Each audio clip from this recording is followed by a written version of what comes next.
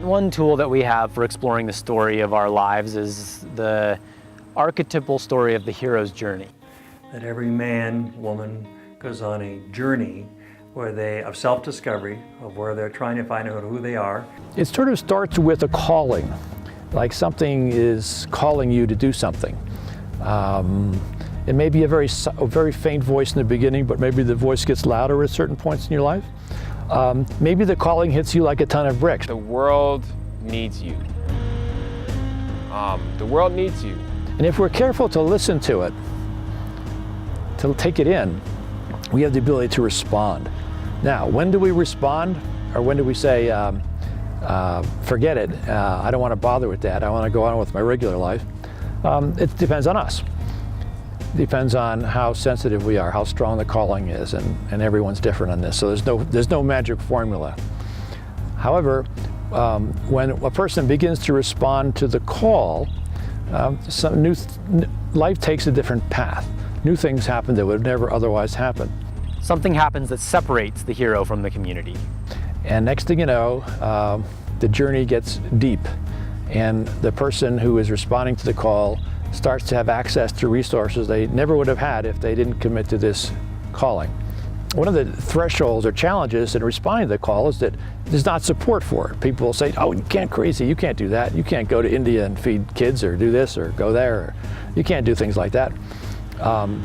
But you can, and people do. The world needs the energy that you have in your bodies, and the world needs the feelings that you have in your heart, and the world needs the thoughts that you have in your mind, and the world needs the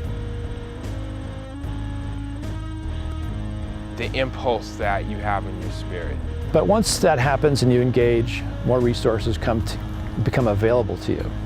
And that's a big part of the hero's journey, being able to receive and accept and utilize those resources. And then you begin to discover things you never ever would have discovered about yourself if you didn't do it. And then the hero has to find some kind of resources to meet a great challenge, something that's disrupting the community.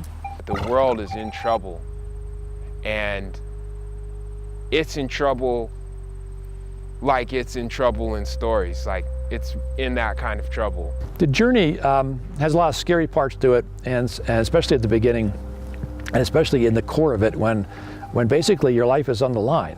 In your world, you may not actually have a life-threatening situation, or you might. Happens a lot in war. But either way, whether it's life-threatening or imagined to be life-threatening, it has such an impact that you're never the same person. And the hero goes on a journey to find what he or she needs to meet this challenge. And the classic story, of course, in Western Europe at least, was the hero has to go out and fight the dragon to save the damsel in distress. The dragon is usually fire-breathing and real big and monstrous, and no one can imagine how he's ever going to do it. But somehow he finds a magic tool or a magic sword or a magic saying or a magic ally, and he does it. And he finds that he can do things he never ever imagined he could do.